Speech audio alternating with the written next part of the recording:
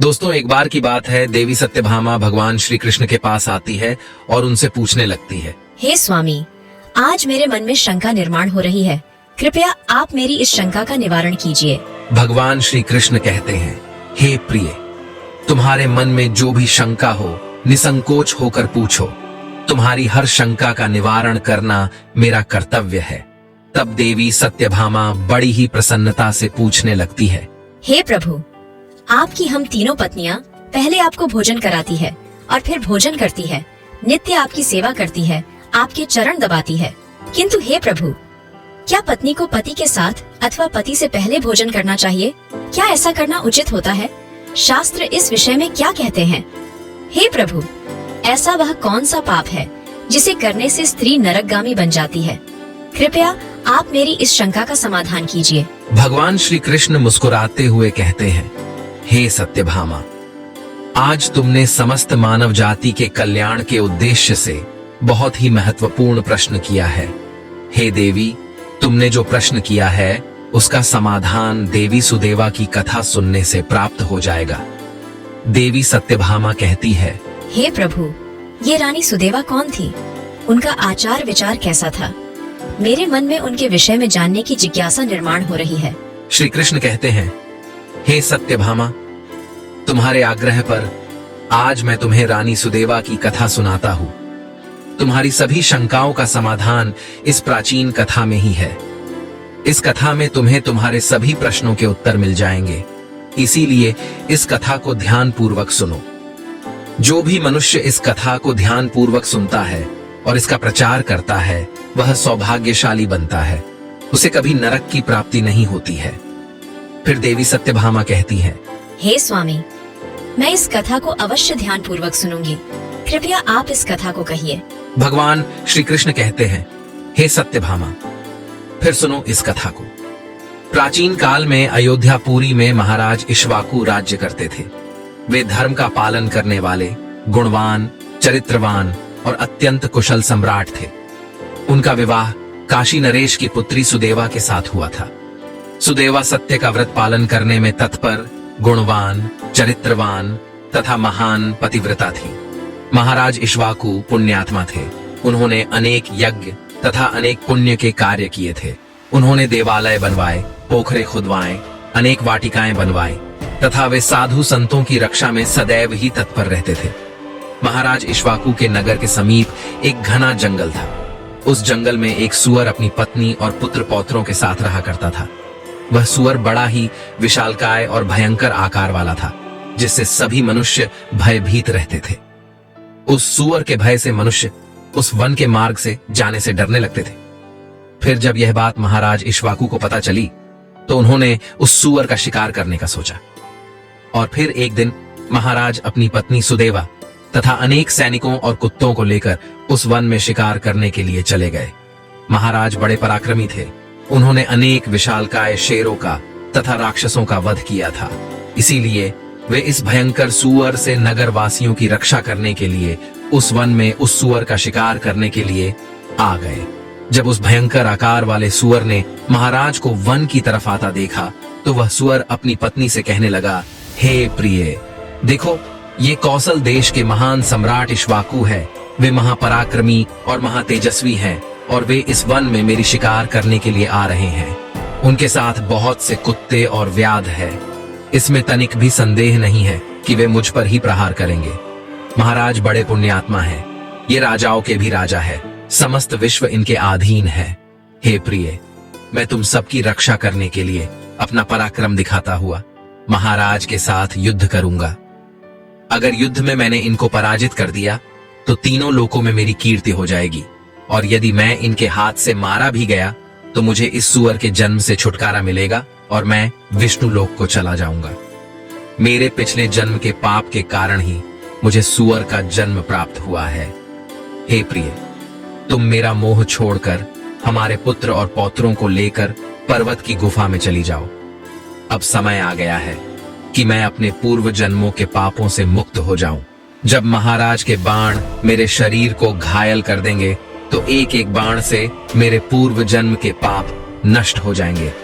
फिर उस सूअर की पत्नी बोलने लगती है, हे नाथ, हमारे बच्चे आपके ही पराक्रम और साहस के कारण इस वन में निर्भय होकर विचरण करते हैं, कोमल कोमल फूलों का आहार ग्रहण करते हैं।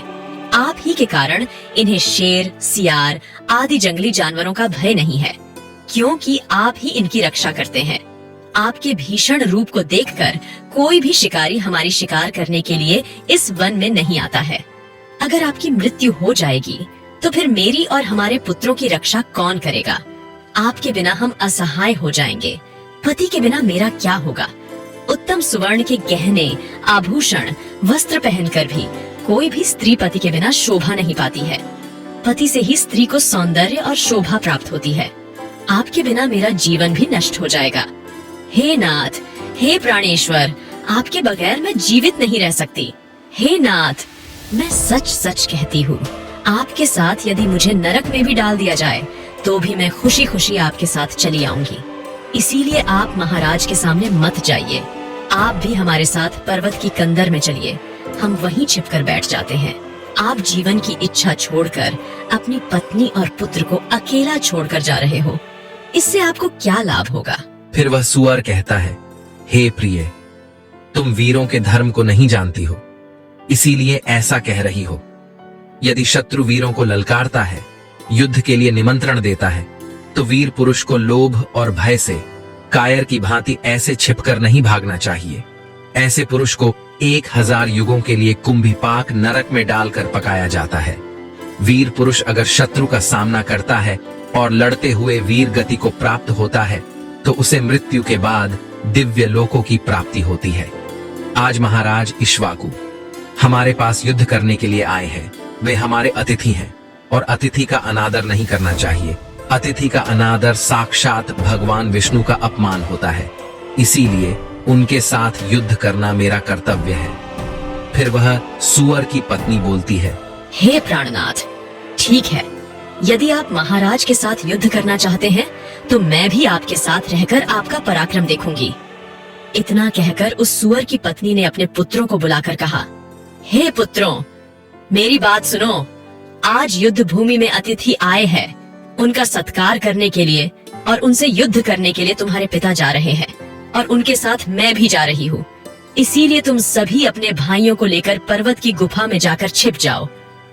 महाराज, इक्ष्वाकु बड़े बलवान हैं, वे इस युद्ध में हमारा संहार कर डालेंगे, इसीलिए तुम लोग यहाँ से भाग जाओ और अपने प्राण बचाओ। फिर वह सुअर के छोटे छोटे बच्चे बोलने लगे, हे माँ, जो पुत्र अपने माता पिता को संकट में छोड़कर भाग जाते हैं वे महापापी होते हैं, उन्हें घोर नरक में डाला जाता है।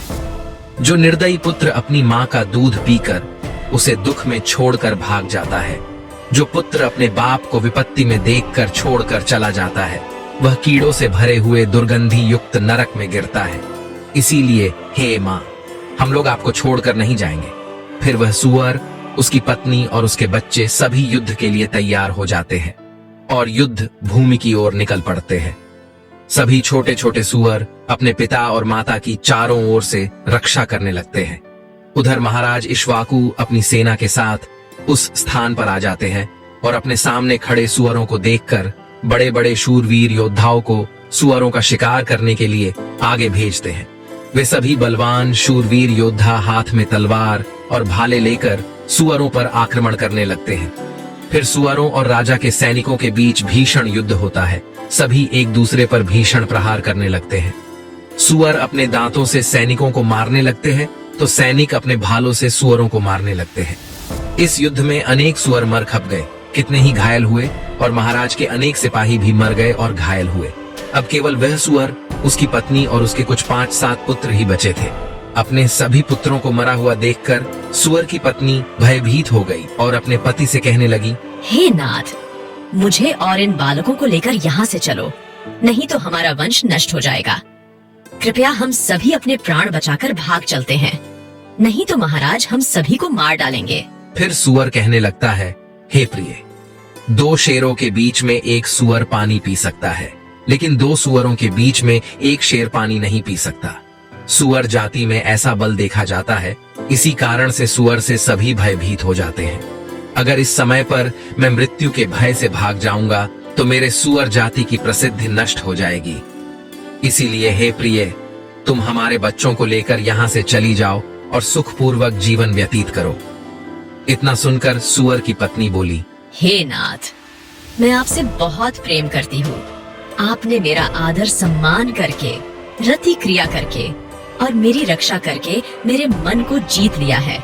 आपसे मेरा मोह कभी नहीं छूटेगा। इसीलिए मैं अपने पुत्रों के साथ आपके सामने ही प्राण त्याग दूंगी, किंतु आपको अकेला छोड़कर नहीं जाऊंगी। फिर वह सूअर और उसकी पत्नी दोनों ही महाराज से युद्ध करने के लिए आगे आते हैं। वह सूअर भयंकर गर्जना करता हुआ महाराज को युद्ध के लिए ललकारता है। वह सूअर उसके सामने आए बड़े बड़े वीर योद्धाओं को अपने दांतों से तिनके की भांति उठाकर फेंकने लगता है। अपने सैनिकों को मरता हुआ देखकर महाराज को क्रोध आ जाता है और वे अपना धनुष्य निकालकर उस सूअर पर बड़े वेग से आक्रमण करते हैं। महाराज का एक बाण तीव्र गति से जाकर उस सूअर के शरीर में घुस जाता है और वह सूअर जमीन पर गिर जाता है। फिर महाराज उस पर प्रहार करते हैं और सूअर को मार डालते हैं। सूअर के मरते ही उसके प्राण निकलते हैं और विष्णु लोक को चले जाते हैं। फिर महाराज के सैनिक अपने हाथ में भाले लेकर उस सूअर की पत्नी को मारने के लिए उसकी ओर जाने लगते हैं। सूअर की पत्नी अपने बच्चों के सामने खड़ी हो जाती है और बच्चों से कहती है, बच्चों, मैं जब तक यहाँ पर खड़ी हूँ, तुम यहाँ से भाग जाओ। सूअर का बड़ा बेटा बोलता है, हे माता, अपने प्राणों के भय से मैं आपको मरने के लिए छोड़कर कैसे भाग जाऊं? अगर मैं ऐसा करूं तो मुझ पर धिक्कार है। मैं युद्ध में शत्रु को परास्त करूंगा। तुम अपने पुत्रों को लेकर यहाँ से चली जाओ। फिर वह सूअर की पत्नी बोली, हे मेरे पुत्र, मैं महापापिनी तुझे अकेला छोड़कर कैसे चली जाऊं? इतने में ही राजा के सैनिक उन सूअरों के पास आते हैं और उन पर प्रहार करने लगते हैं। सूअर का बड़ा बेटा भयंकर युद्ध करता है और अनेक सैनिकों को मार गिराता है। तब महाराज आगे आकर उस सूअर के बड़े बेटे को भी मार डालते हैं। अपने पुत्र को मरा हुआ देखकर सूअर की पत्नी बहुत क्रोधित हो जाती है और भीषण प्रहार करने लगती है। उसने भी अनेक सैनिकों को मार डाला। इस घटना को महारानी सुदेवा देख रही थी। तब वह महाराज से कहती है, हे महाराज, उस सूअर की पत्नी आपके सैनिकों को मार रही है। आप आगे चलकर उसका वध क्यों नहीं करते? महाराज कहते हैं, हे प्रिय, यह एक स्त्री है। मेरा यह वचन है कि मैं स्त्री का वध नहीं करूंगा। स्त्री का वध करने से महापाप लगता है। इसीलिए मैं उस सूअर की पत्नी को न खुद मार रहा हूँ और न किसी को उसे मारने के लिए भेज रहा हूँ। मुझे स्त्री का वध करने में बड़ा भय लगता है। इतना कहकर महाराज चुप हो गए। फिर महाराज की सेना में भार्गव नाम का एक बलवान सिपाही था। उसने उस सूअर की पत्नी पर प्रहार किया और उसे जमीन पर गिरा दिया। सूअर की पत्नी मूर्छित होकर जमीन पर गिर पड़ी और लंबी लंबी सांसें लेने लगी। जब रानी सुदेवा ने उस सुअरनी को धरती पर बेहोश अवस्था में देखा तो उन्हें उस सुअरनी पर बड़ी दया आ गई। उन्होंने ठंडा जल उस सुअरनी के मुख में डाला और फिर उसके सारे शरीर पर डाल दिया, जिससे उस सुअरनी को होश आया। सुअरनी ने रानी को उस पर शीतल जल डालते हुए देखा तो वह बहुत प्रसन्न हुई और मनुष्य की वाणी में बोलने लगी, हे देवी, तुमने मुझ पर ठंडा जल डालकर मुझे कष्ट से मुक्ति दिलाई है। तुम्हारा कल्याण हो। सुअरनी के ऐसे वचन सुनकर रानी सुदेवा को बड़ा आश्चर्य हुआ। वह सोचने लगी, ये तो आज मैंने बड़ी विचित्र बात देखी। यह सुअरनी तो मनुष्य की वाणी में सुंदर और स्पष्ट संस्कृत बोल रही है। फिर रानी ने उस सुअरनी से कहा, हे भद्रे, तुम कौन हो? तुम्हारा बर्ताव विचित्र है। पशु होकर भी तुम मनुष्य की वाणी में बोल रही हो। तुम मुझे तुम्हारे पूर्व जन्म का वृतांत सुनाओ। किस कारण से तुम सुअरनी बनी हो? फिर वह सुअरनी कहने लगती है, हे देवी, मेरे पति ने पिछले जन्म में गुरुजनों का अपमान किया था। इसी कारण से उन्हें सुअर का जन्म प्राप्त हुआ है। अब मैं आपको मेरे पूर्व जन्म की कहानी बताती हूँ। हे देवी, कलिंग नाम के देश में श्रीपुर नाम का एक सुंदर नगर था। उस नगर में वसुदत्त नाम के विद्वान ब्राह्मण रहते थे।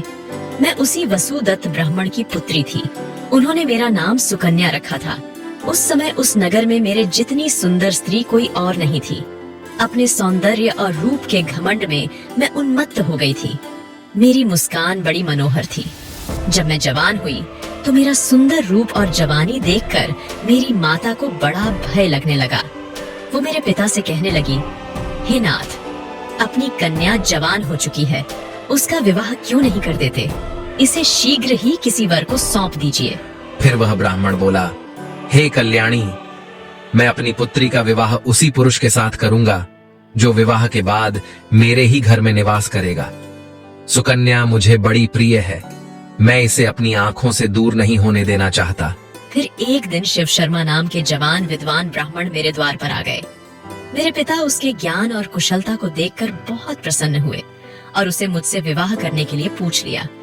फिर मेरे पिता ने उस शिव शर्मा ब्राह्मण से मेरा विवाह कर दिया और वे हमारे साथ ही हमारे घर पर रहने लगे। परंतु मैं अपने माता पिता के लाड प्यार से बिगड़ चुकी थी, अपनी विवेक शक्ति खो चुकी थी। मैंने कभी अपने पति की सेवा नहीं की, कभी उनके चरण स्पर्श नहीं किए।